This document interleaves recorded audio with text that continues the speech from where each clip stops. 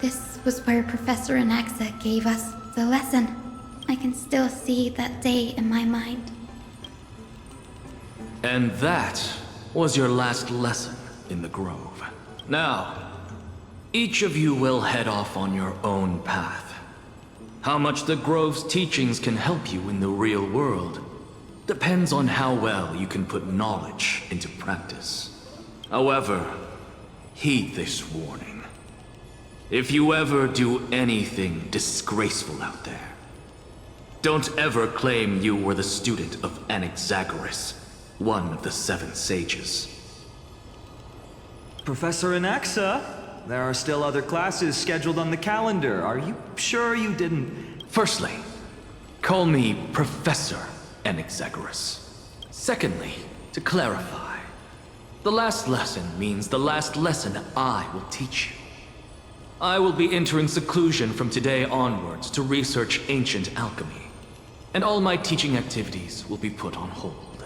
Ah, I see. So you're saying that the lessons taught by all the other teachers aren't good enough to be considered lessons? All you do every day is wag that sharp tongue of yours.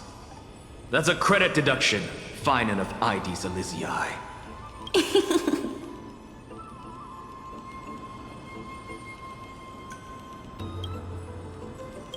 I have nothing left to say. Next. Please wait, Professor. According to the Grove's protocols for a cohort's final class, the lecturer should take some time in that lesson to discuss the students' post-graduation aspirations with them and guide them toward a solid path. Surely you can't skip such a crucial step, Professor. The teaching assistant, Miss Hyacine, is truly Professor Anaxa's nemesis. Fine. Since Hyacinthia insists on this, let's go through the process. Since some of you are so eager to speak, why don't we start with you, Phainon of Ides Elysiae? What is your post-graduation aspiration? Me? Well, it's not exactly an aspiration, but the only thing I want to do is to protect the people I care about. I see. So you want to be a hero? How boring. Next. I didn't say... Castorice, you've been giggling for quite some time. How about you go next? Perhaps my answer is a bit vague and meaningless, Professor Anaxagoras, but I hope the world can be freed from the agony of death, so that every living being may find calming peace. How naive. So naive that it makes me want to weep for your fairy tale.